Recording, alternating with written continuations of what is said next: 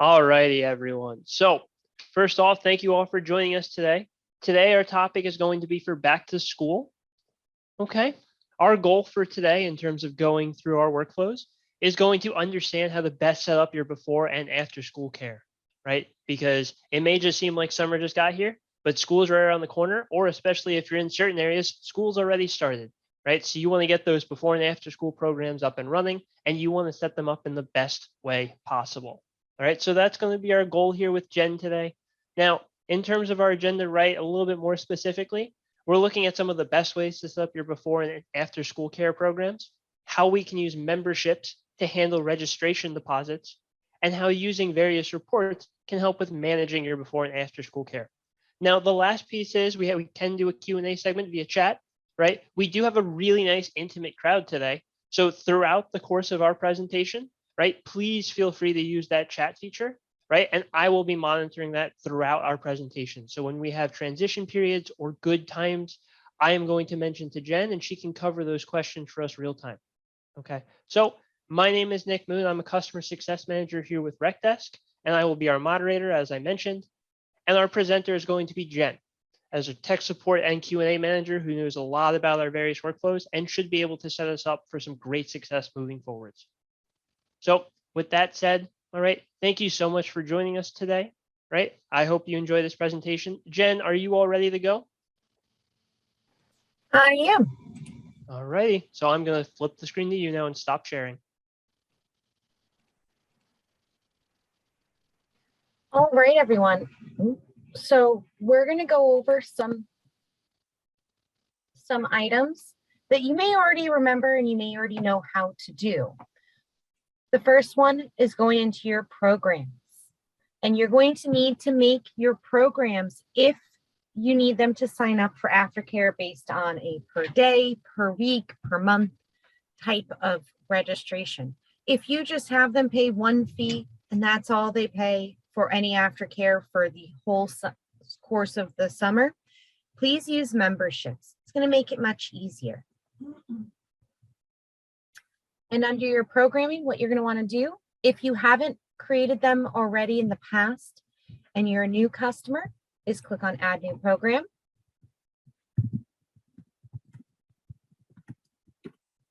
Write the name. Now you will want to write in the week or the date, however it is that you break this down. So if you do this by date, apologies, this is one of those, got to look at the calendar. I can use custom program code in order to put the date in here. Now keep in mind that anytime you enter dates, it is best to do the 2-digit month and 2-digit day, as well as the 4-digit year on all of the programs. That'll keep them all in alphabetical order. If you have program types, you can go ahead and drop down from the drop down and select those, as well as any program subtypes. Remember, if you need to add any program types or subtypes, you go to your admin tab, manage custom lists, and either manage program types or manage program subtypes. For drop-in support, this is going to be an important thing to turn on based on whether your staff is going to use our roster tab to print a roster or our attendance piece just to say that the students are there, or if you're going to use our check-in feature. If you plan to use the check-in feature, you're going to need to turn drop-in support on. And I usually recommend yes, pre-registration required for something like this. This means that the member has already filled out forms, and if there's any charges, they've already paid those as well. If you don't charge, but you just need them to fill out forms, or you just need to know that they were there, you can change this to yes with no pre-registration required, and that will allow people to check in on day of. You'll want to go through and decide what information you want visible, set an enrollment begin date and end date if you'd like to have one. Put in your description and your notes. Remember, anything that you put in the notes, if you want it to be included on a payment receipt later, check this box off to include notes on receipt.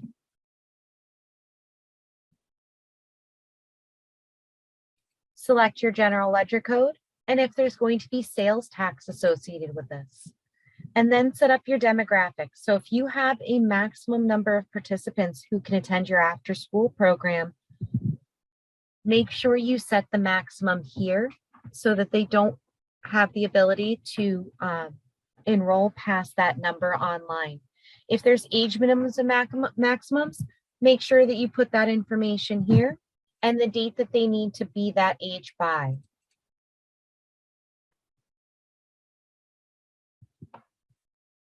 I typically don't see custom form questions going on with after school programs. A lot of that information tends to be better gathered on a flex form or during the profile creation. Some of my organizations, they do use this area in order to have the option for members to say what grade the participant is in. That way, if you want to separate your after school groups by grade, gives you a little bit of that information ahead of time. Next, you want to go into your schedule. I'm not going to go into add a single date because that one's very simple. I'm going to hit the set reoccurring schedule. This is where I can say that after school starts at 2:30 and goes until 6 p.m.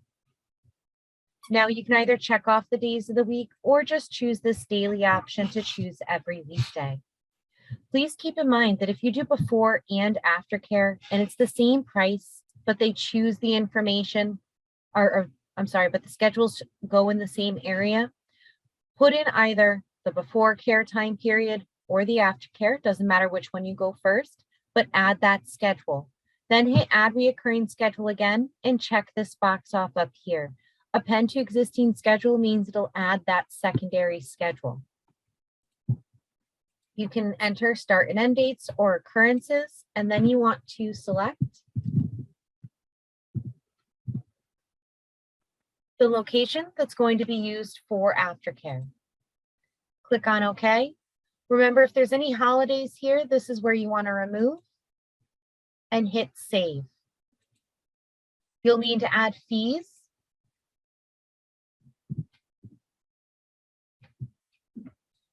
For it, just like all the rest of your programs, make sure you show it on the portal.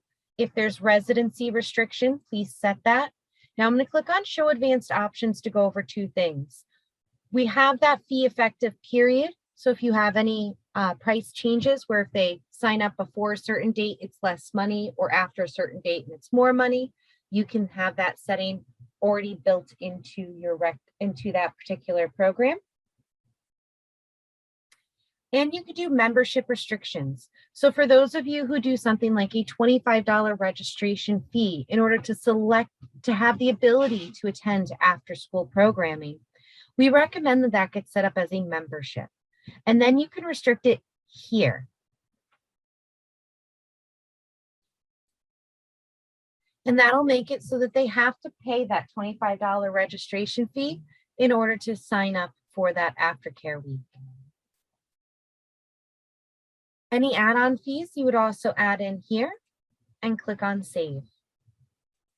Make sure you attach your forms. Now, forms for aftercare are very much similar to how I recommend them for camps. If you need them to fill them out per week or per day, make the ones that can be shared documents shared, like authorized pickups or medical information forms, things that they don't need to fill out multiple times. And click on save. And as a reminder, you can either copy programs from the first program that you make and click on edit and create new program exactly like this one.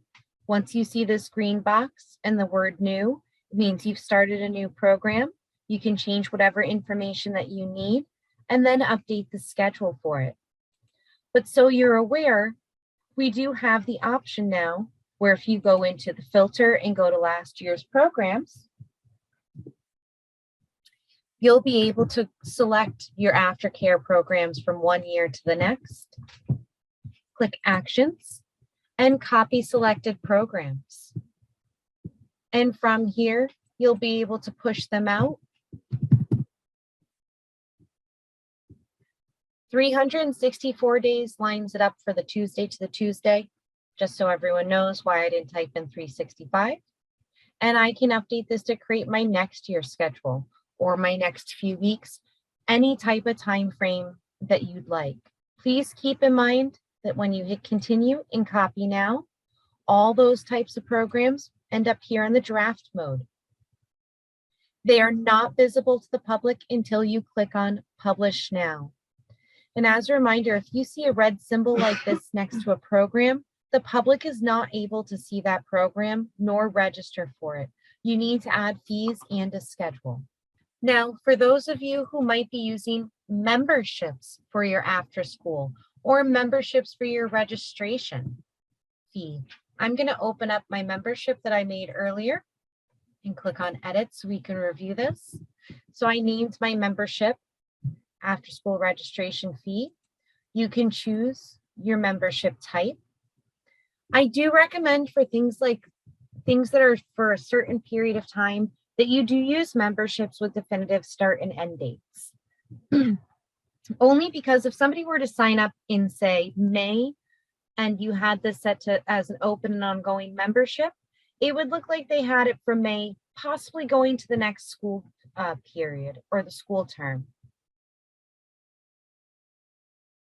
Check off the options you'd like visible, set your enrollment begin and end date, add your descriptions and your notes to this. Make sure your general ledger code is affiliated as well. Now, if this is just a registration fee portion, please make sure you don't set the enrollment maximum to the same amount as the number of kids who can attend per week. You may have some kids who are only going for, 1 week a month. And if you limit this here, it'll make it so that your classroom sizes are smaller.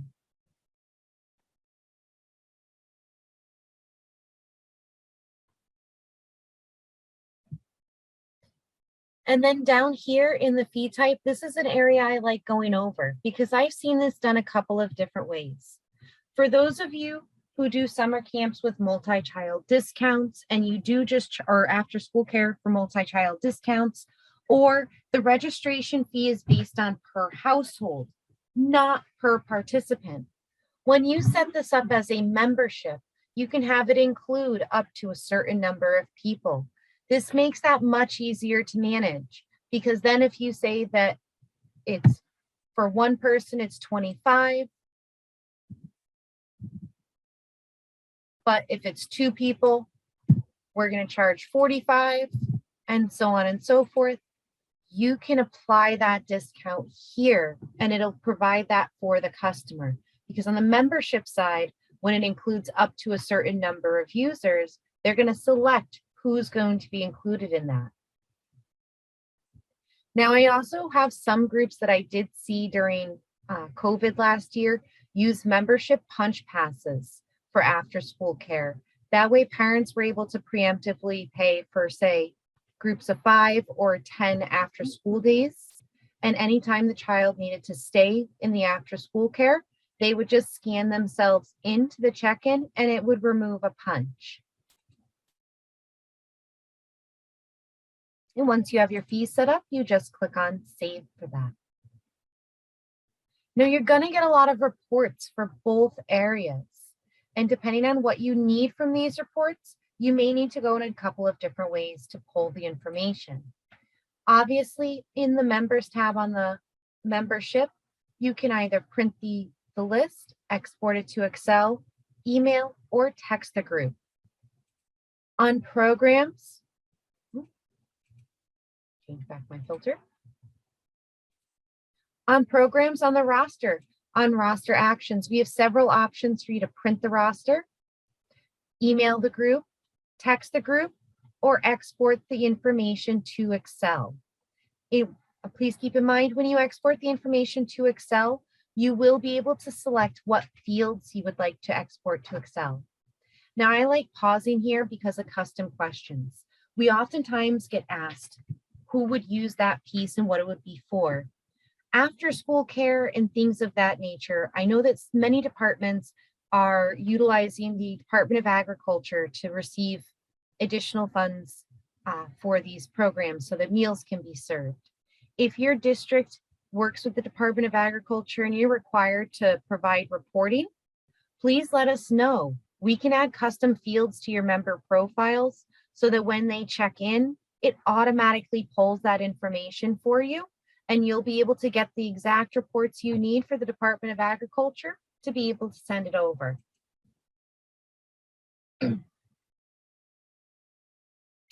So I'm going to show you our check-in feature, because this is where many of you may decide to go this route for using our check-in piece for your after-school programming.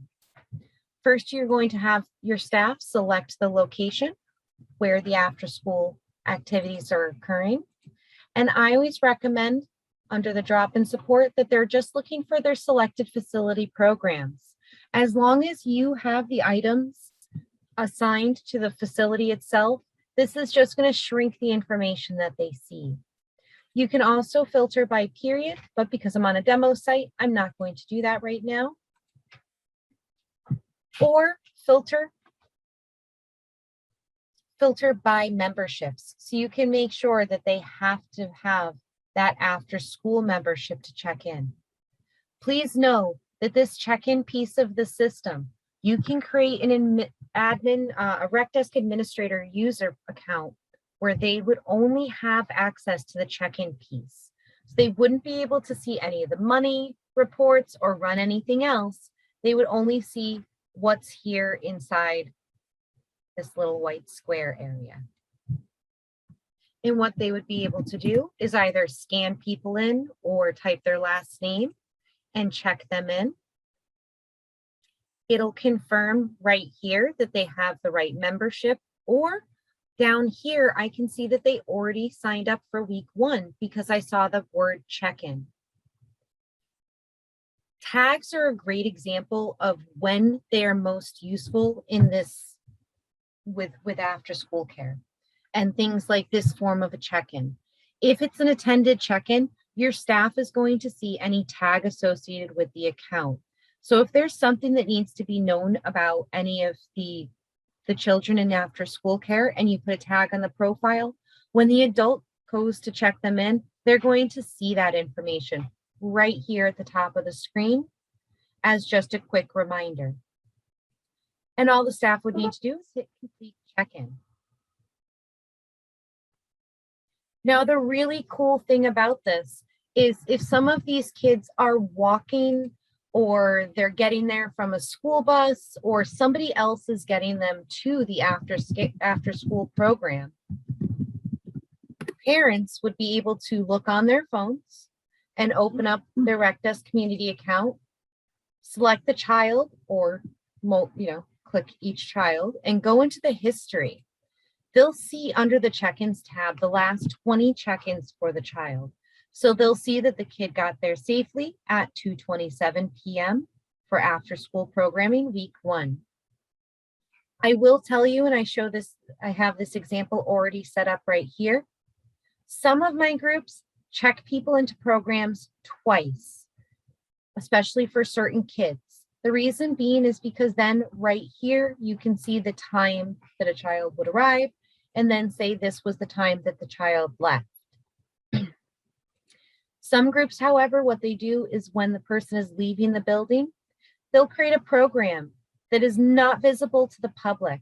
And the reason they do that is because they will make sure that it says something like left building. That way, if a parent is looking at home, they'll see after school programming and then left building.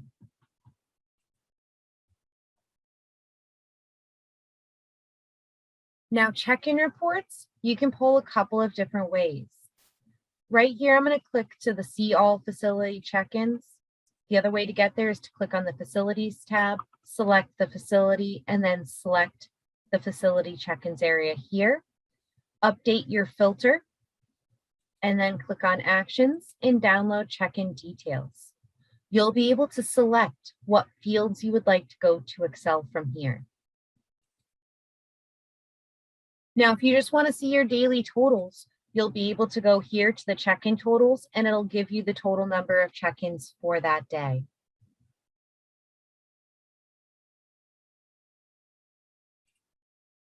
And one other thing to be aware of is that check-in, when that happens on the program, on the roster, you'll see in this green box that it's going to increase by the number of times that this person has checked in. So Jen, we did have a question come up just a little bit ago before you started going through the member list. Chris asked about the checkout option that can be made. Can that also be used with all other check-ins? Oh, using a fake program called like Let's Building or something, or, or checkout, something along Correct. those lines. Yes, it can work for anything that you use the check-in feature for right now. I just like using the example of kids because a lot of times if somebody's going to look at a phone to see that, I just tend to hear it used for children more. However they want to name that program and however they want to use that would be a great option for them. And then at the end of the day, one of the nice things they'd be able to do is go to this reports tab and facility program check-in reports.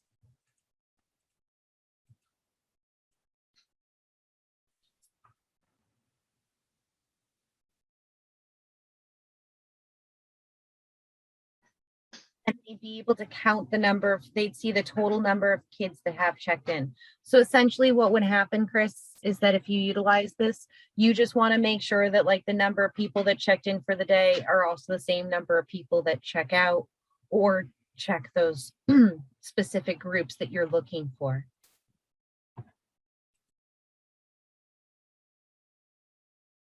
Thank you, Jen.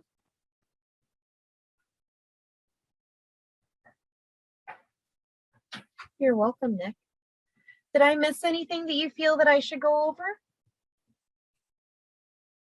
No, I don't think so. I think that was a pretty comprehensive coverage.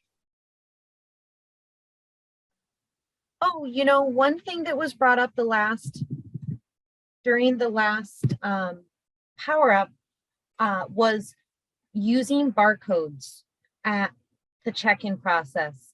Please keep in mind that you can get barcodes and barcode scanners. We do have which barcode scanners we recommend, though it's pretty much all of them right here in the support center. And once you get those, you'd be able to assign them to the profiles by clicking on Edit Profile. And right here under Member ID, either typing in that number or scanning it in. Something to keep in mind is when you're scanning those barcodes into the profile, you also have the ability to add a photo. So you can either take a photo, either with your computer camera if you have one, or with a webcam, or you can upload photos to their profiles. That way, when they're being checked in, you can verify that that's who the person is. I think I have a fun bear as mine right now.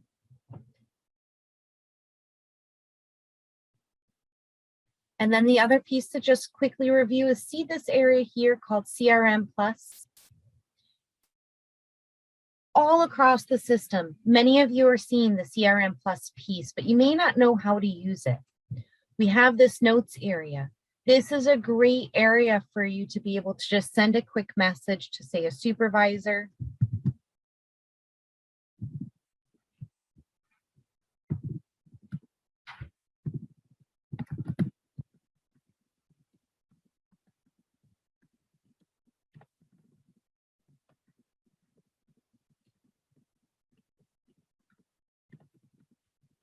Saying something like, this particular member was acting up today. We need to discuss behavior issues.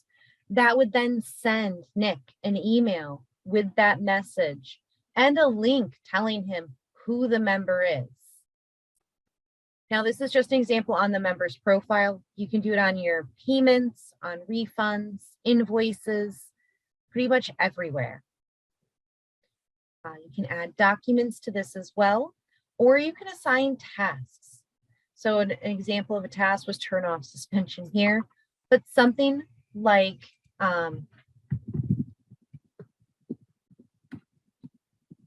please refund this customer's payment. If you have policies where only certain people can do those refunds, your staff can always go on to the payment or go to the profile, say please refund the payment, and notify the user via email. And they can set a date for this. Again, Nick's gonna get another email for this, But when he goes to log in with his profile later, he'd be able to see those tasks here on his CRM Plus tab and have links to be able to go right to that information. Jen, it is not looking like we're getting any questions out at this time. Well, we'll keep the meeting room open in case anyone else has any other questions. Otherwise, thank you all for joining us today.